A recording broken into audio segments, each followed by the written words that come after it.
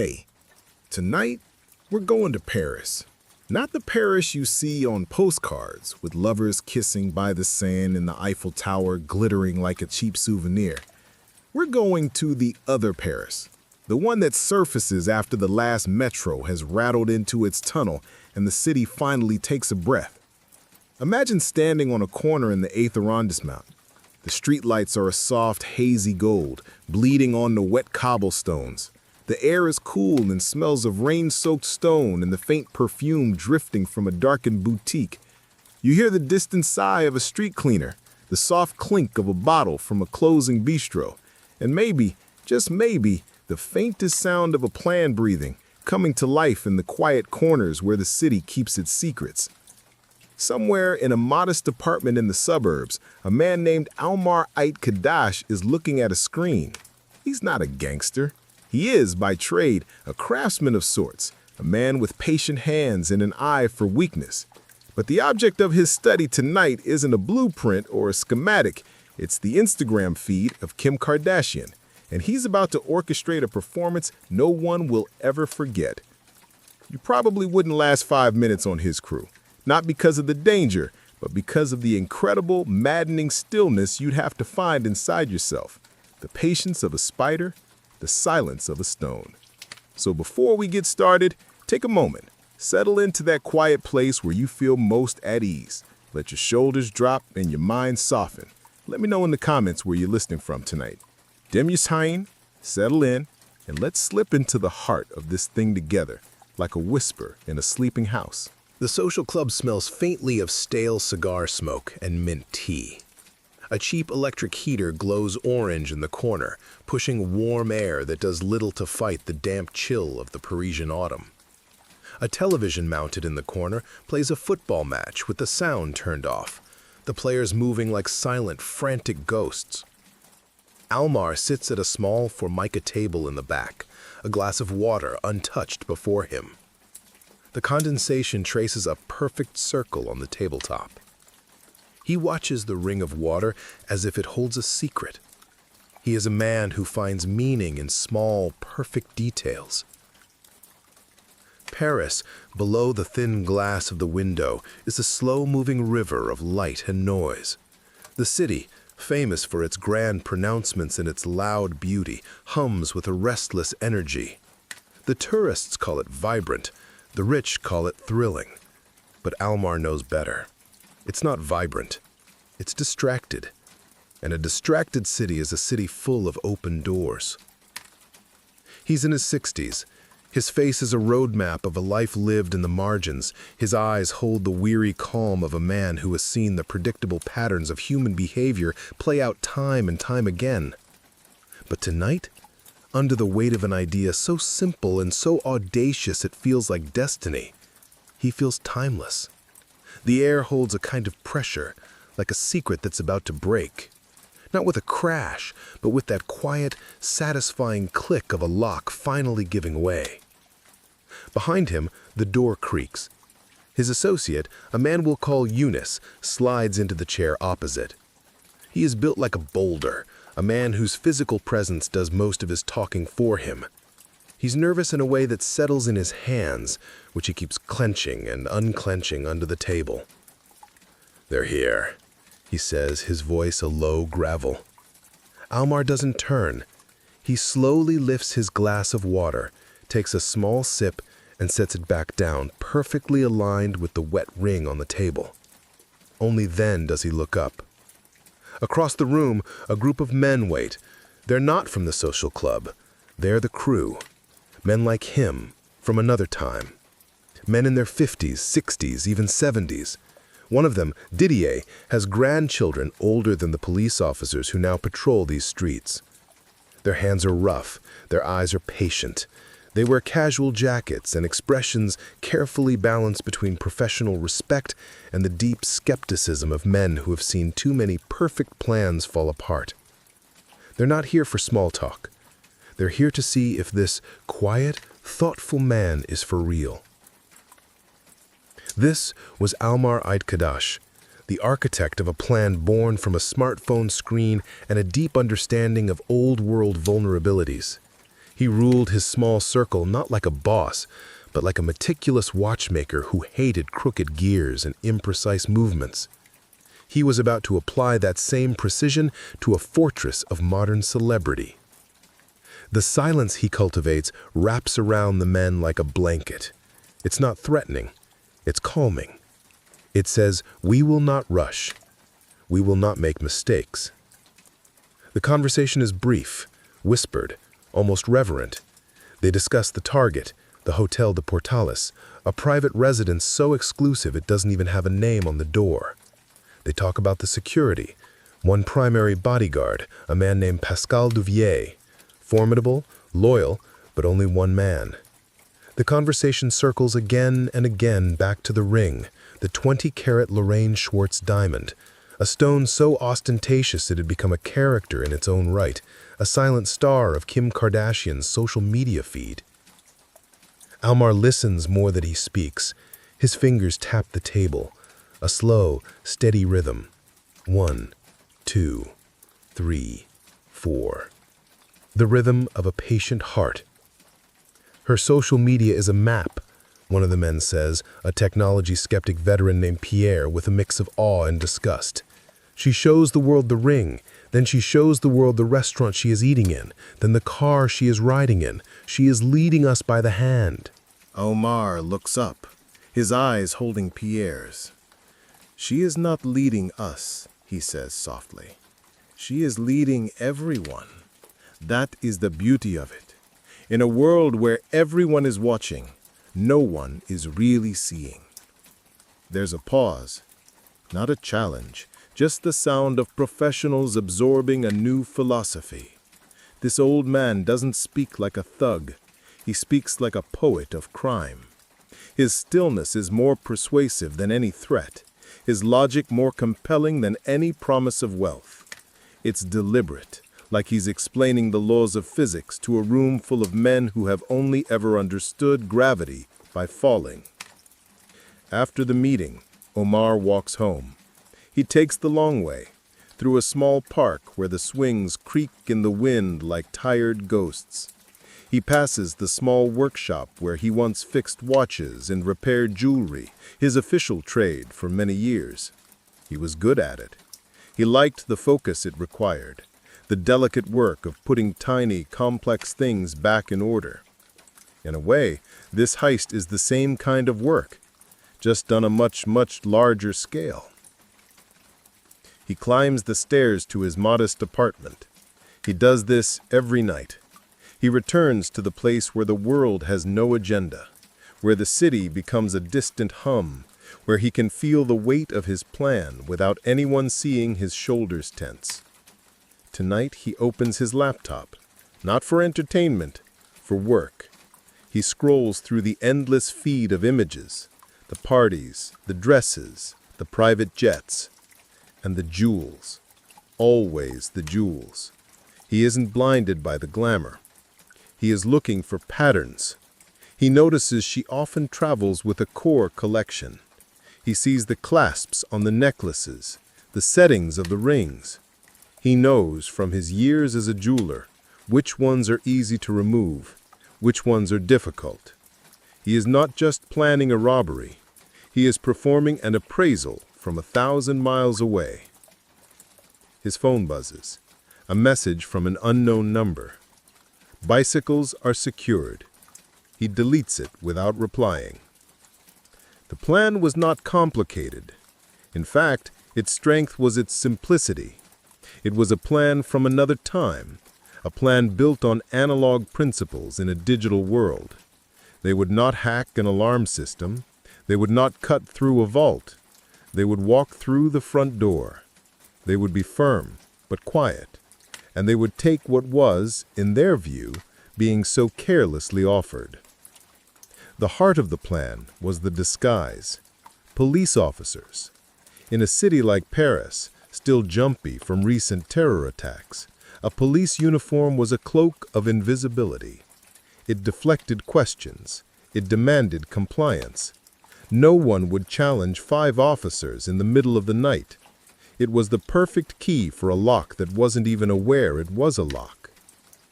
Omar spent weeks drilling his men, not on how to be violent, but on how to be calm. Your voice is your most important tool, he would tell them.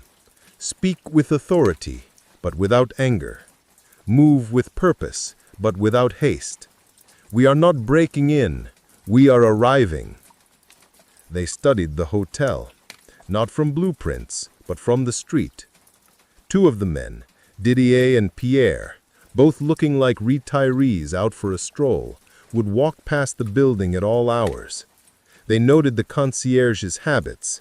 He would prop the door open for guests returning late. He often stepped outside for a cigarette around 2 a.m. They noted the street cleaners, the bakery trucks making their early morning deliveries. They learned the rhythm of the Rue Tronchet until it was as familiar as their own heartbeat. The biggest variable was the bodyguard, Pascal Duvier. He was a professional, always close to his client. But Omar saw a flaw in his perfection. Duvier was loyal to the entire family. When the sisters went out, he often went with them, leaving Kim with an assistant or alone. Omar's team began to track the sisters' movements as closely as they tracked Kim's. They knew that Fashion Week was a whirlwind of parties and events. Sooner or later, the sisters would go out late, and Duvier would go with them. That would be the moment, the small, perfect window. One of the younger associates, a man hired for his driving skills, grew impatient. "Why do we wait?" he asked during one of their quiet meetings. "We have the plan. Let's go." Omar turned his calm gaze on the young man. He didn't raise his voice. He didn't have to. A fisherman does not pull his line from the water just because he is hungry. He waits for the fish to bite. We are waiting. The young man said nothing more. Finally, the night came. Saturday, October 2nd, bleeding into the early hours of Sunday. Kim had been at a Givenchy show. Her sisters, Courtney and Kendall, wanted to go to a nightclub. Omar's lookout, stationed in a car down the street, sent the message, "The eagle is with the doves." It was their code. Duvier, the bodyguard, was with the sisters. Their target was alone. The message buzzed on Omar's burner phone. He was in his apartment, looking out at the distant lights of the city. He took a slow, deep breath. The story he had been writing in his mind for weeks was now real. The fish was about to bite. He sent a single reply: "Begin." The night air of the 8th arrondissement is different. It's thinner, cleaner, as if the wealth of the neighborhood has scrubbed the grit from the atmosphere. The 5 men move through this quiet, elegant world like ghosts from another Paris. 3 are on bicycles, their movements almost silent, the chains of their bikes well-oiled. 2 are on foot, walking with the unhurried pace of men who belong. They are wearing dark jackets with reflective police armbands. The disguise is simple, almost crude, but in the deep hours of the night, under the soft glow of the streetlights, it is more than enough. It is a statement of authority. The Hotel de Portelès, the no-name hotel, is a fortress of discretion. Its large 19th century wooden doors are closed, presenting a solid, indifferent face to the Rue Tronchet. The men gather in the shadows of the building opposite, their breath misting in the cool October air. They do not speak. The plan has been rehearsed so many times that words are no longer necessary. They are a single organism, a 5-headed creature of purpose, and Omar is the mind, miles away, but present in every one of their movements. At precisely 2:24 a.m., the leader of the group, a man known as Omar the Elder for his silver hair and unnerving calm, steps out of the shadows and presses the intercom button. A light clicks on inside the small concierge office. A sleepy voice crackles through the speaker. "Oui?" "Police," Omar says, his voice flat, official, and utterly convincing. "We need to speak with the concierge." There is a pause, a moment of hesitation that feels like an hour. In that moment, The entire plan hangs by a single thread of trust. Then, a loud click. The electronic lock on the massive door disengages. The men push it open and step inside. The lobby is silent. The air is warm and smells of expensive cleaning products and old wood. Behind a polished desk sits the concierge, a young man named Abdul Rahman. He is a student, and his face shows a mixture of confusion and deference. 5 police officers in the middle of the night. This must be serious. Omar the Elder approaches the desk, his movements slow and deliberate. The other 4 men fan out, securing the small lobby. It is a practiced, professional maneuver. "We need to go to Mademoiselle Kardashian's apartment," Omar says. It is not a request. Abdurrahman stands up. "I'm sorry. I cannot allow that without her permission. Is there a problem?" This is the critical moment. Omar does not show him a badge. He does not show him a weapon. He simply holds the young man's gaze. "The problem," he says, his voice dropping to a near whisper, "is that you are delaying us." He and another man, Yunus, move around the desk with a speed that belie their age. Before Abdurrahman can react, they have him. His arms are pinned behind his back. He feels the cold, rough texture of plastic zip ties cinching around his wrists. A hand clamps over his mouth. He tries to struggle, but it's useless. These are old, strong men. Their strength is not in their muscles, but in their certainty. They tape his mouth shut, bind his ankles, and lead him, stumbling, to a small, dark utility closet behind the main staircase. They lay him on the cold floor. He is terrified, but they are his key. One of the men leans down, a knife held not as a threat, but as a tool. He cuts the tape from Abdurrahman's mouth, just enough for him to speak. "Which apartment?" he asks. Abdurrahman, his voice trembling, tells them. "The duplex suite on the first floor." They tape his mouth again, check his bonds, and close the closet door, plunging him into darkness. They now have complete control of the hotel. They have done it without raising their voices, without firing a shot, without breaking a single piece of glass. It is a masterpiece of quiet intimidation. They take the private wood-paneled elevator up one floor. The ride is silent. The air in the small car is thick with anticipation. The only sound is the soft hum of the machinery and the sound of their own steady breathing. Omar, in his distant apartment, imagines this moment. He can feel the gentle ascent of the elevator, the slight lurch as it comes to a stop. He can see the polished brass of the door handle. His plan is moving flawlessly, like the delicate gears of a Swiss watch. The elevator doors open onto a small private landing. There is only one door. They use the master key they took from the concierge. The lock turns with a soft, oily click. The door swings inward, revealing the dark, silent apartment. They are inside. The whisper has entered the house. The suite is dark. The 5 men slip inside, closing the heavy door behind them. The silence is absolute.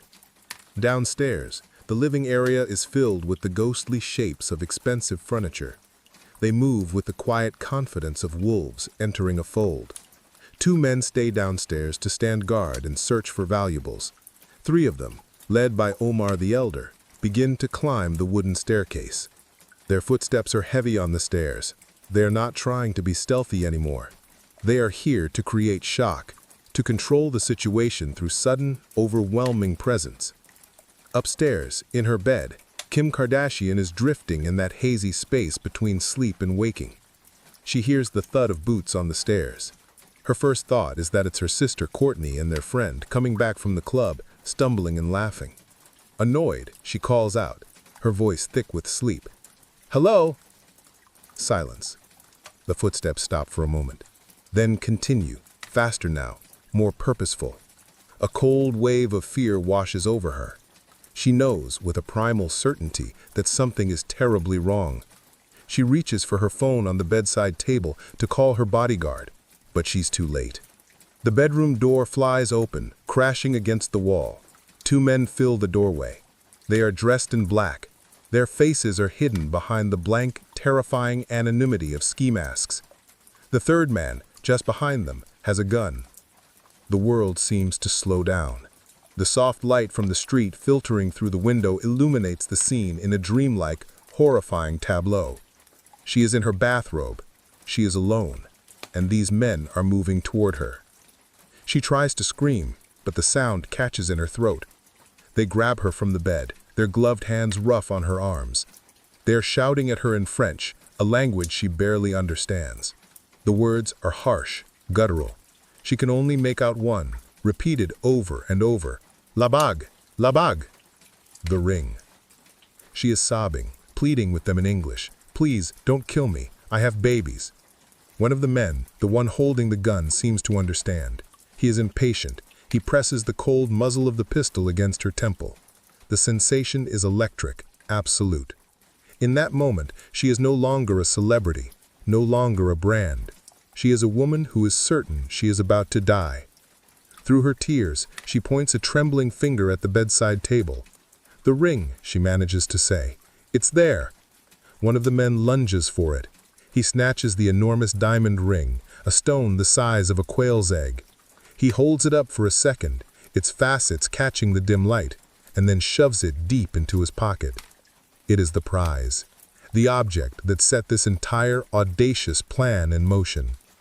But they are not finished. They are brutally efficient. They pull her hands behind her back, the plastic of the zip ties biting into her wrists. They bind her ankles with duct tape. Then they lift her, a dead weight of terror, and carry her into the adjoining bathroom. They place her in the cold, dry marble bathtub. She is a prisoner in her own sanctuary. As one of the men starts to put tape over her mouth, she thinks of her sister, who was famously murdered. She begins to beg for her life again, her words muffled. The man hesitates for a second, then rips a piece of tape and places it firmly across her lips.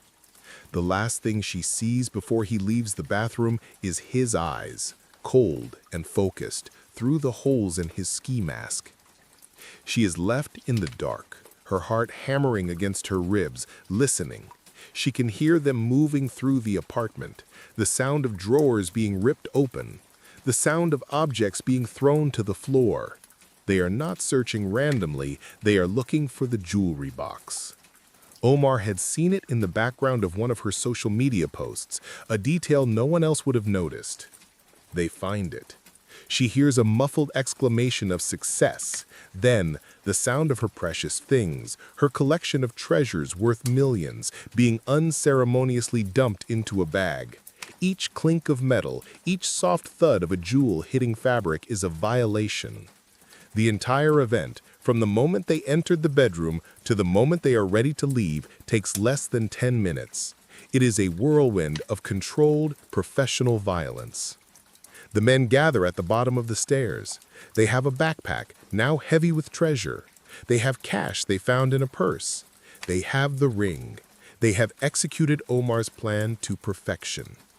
They do not run, they walk. They exit the apartment, closing the door behind them.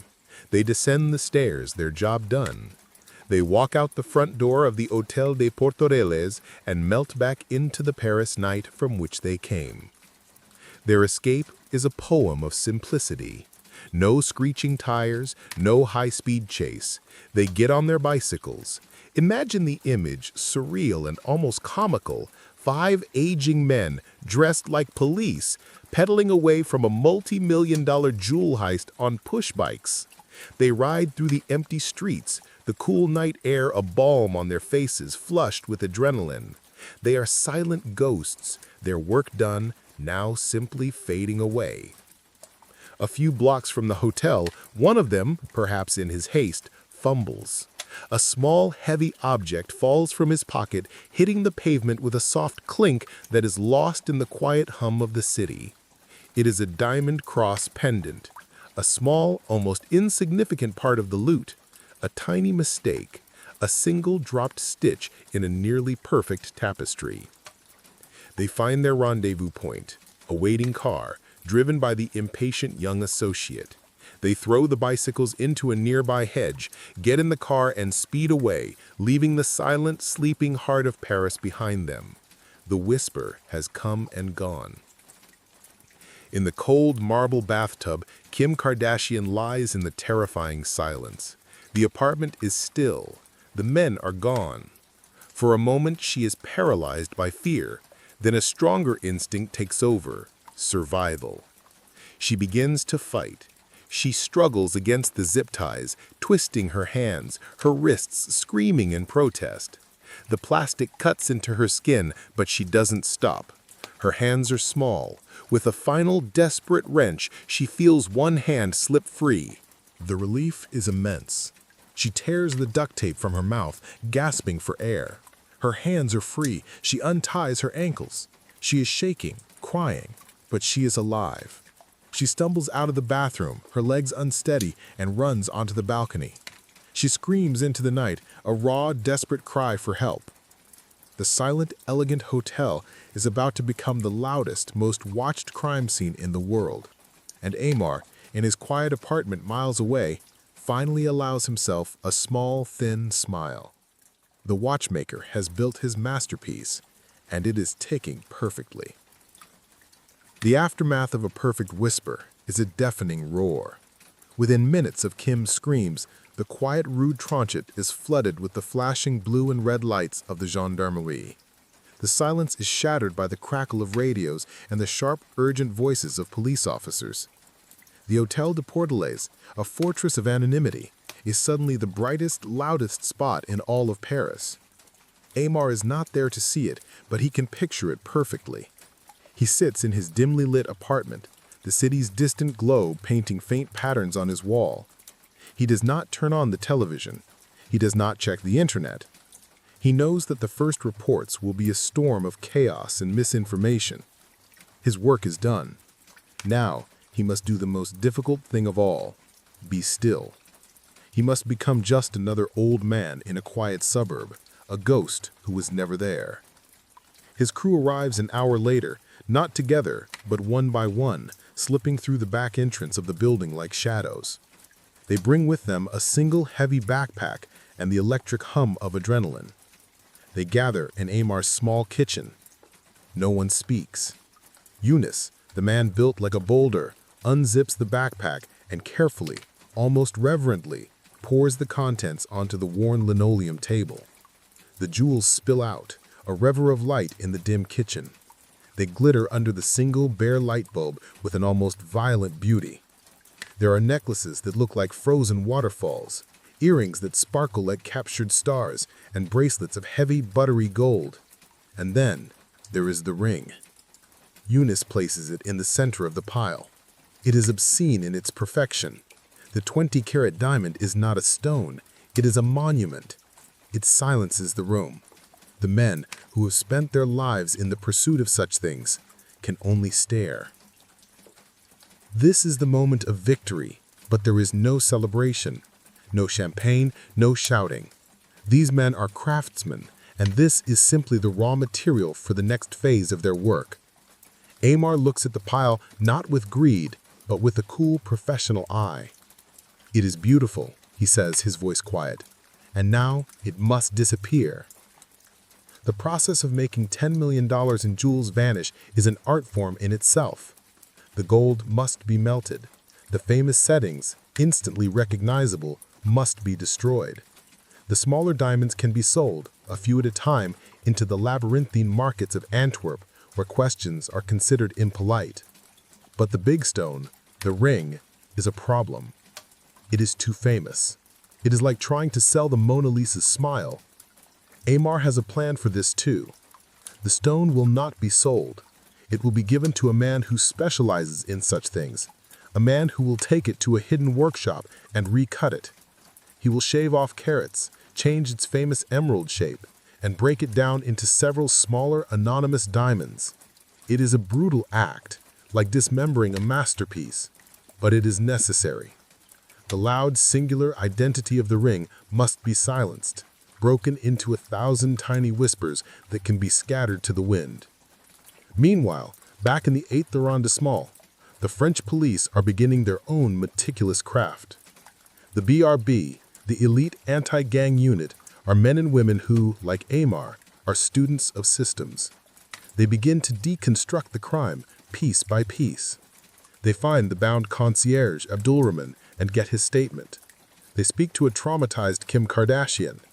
They collect every fiber, every strand of hair, every possible clue from the apartment. They know they are dealing with professionals. The lack of evidence is, in itself, a kind of evidence. It tells them this was not a crime of passion or opportunity. This was planned. This was the work of the milieu, the old French underworld. Their first real break comes from the street. An officer, canvassing the area, finds the diamond cross pendant lying on the cobblestones, a tiny star that fell to earth. It is sent immediately to the forensic lab, and on its clasp, nestled in the intricate metalwork, they find it, a few skin cells, enough for a DNA profile. The second break comes from the city's unblinking eyes. The police collect CCTV footage from every camera within a 1-kilometer radius.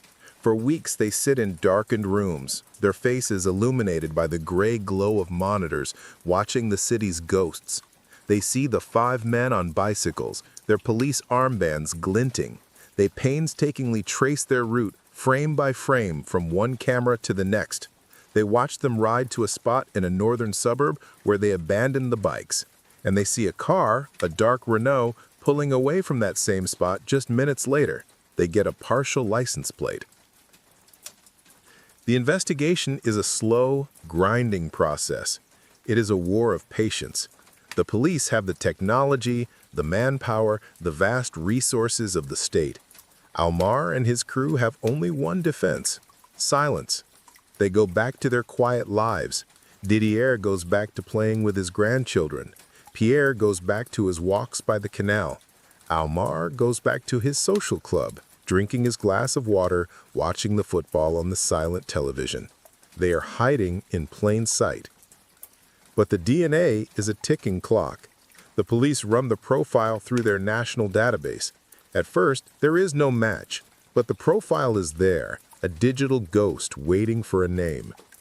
The police begin to lean on their informants in the underworld.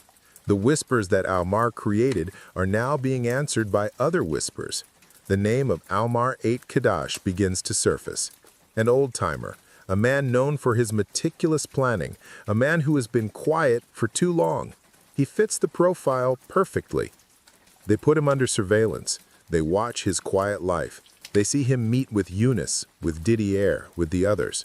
The web begins to take shape. They are watching the spiders, unaware that the fly trap is slowly closing around them. In January 2017, 3 months after the heist, the police have enough. In a series of perfectly synchronized dawn raids, they strike. Doors are smashed open. The old men are pulled from their beds, their faces a mixture of shock and weary resignation. The game is over. Aomar does not resist. When the heavily armed officers burst into his apartment, he is sitting at his kitchen table, drinking a glass of water, as if he were expecting them. His confession is not a flood, but a calm, detailed account. He is the artist, explaining his masterpiece to a less discerning audience. He speaks of the planning, the social media, the bicycles. He admits everything. He even expresses a strange, almost paternal regret for the fear he caused Kim Kardashian, sending a letter from his prison cell. But for the crime itself, he has no remorse. It was, to him, a job, a piece of art, and it was, for a time, perfect. The DNA from the pendant is a perfect match. The case is closed. The aftermath is a story of echoes. For Kim Kardashian, the whisper of that night in Paris never truly fades. It changes her. She retreats, and when she reemerges, the armor of her celebrity is different. It is stronger, more guarded. The jewels are kept in a vault. The social media posts are more careful. She was the woman who lived her life out loud, and a group of old men with a gun and some zip ties taught her the value of silence. For the grandpa robbers, their final masterpiece earns them a final, stark canvas, the 4 walls of a prison cell. Their quiet lives of planning and patience are over, replaced by the loud, relentless routine of incarceration. And the jewels? They are ghosts. The gold was melted into anonymous, untraceable bars within 48 hours of the robbery. The smaller stones were scattered across the markets of Europe. And the great ring, that 20-carat monument to fame and fortune, was never seen again. It was broken apart, its singular, spectacular identity erased. It no longer exists. It has become what Aomar and his crew always intended to be. Just a whisper, a story to be told in the quiet of the night. So, wherever you are listening from tonight, let the story settle around you like dust motes in a quiet room. Let the roar of the media and the flash of the diamonds fade away, and listen to the whisper that started it all. The whisper of a plan born in the quiet corners of an old man's mind. A plan to hold the modern world's noise in his hands, and for a few brief, perfect moments, make it completely, utterly silent. Imagine the city of Paris breathing softly in the dark. The lights on the Eiffel Tower have gone out. The grand boulevards are empty. The Hotel de Portales is just another sleeping building on a quiet street. The story is over. The ghosts have gone home, and all that is left is the peace of the night. Let your own thoughts begin to soften. Let your breathing find a slow, easy rhythm. There is nothing more to solve, nothing more to see. The story has been told. Let it be the gentle current that pulls you out into the calm, deep ocean of sleep. Sleep well. Dream of quiet things. I'll see you in the next one.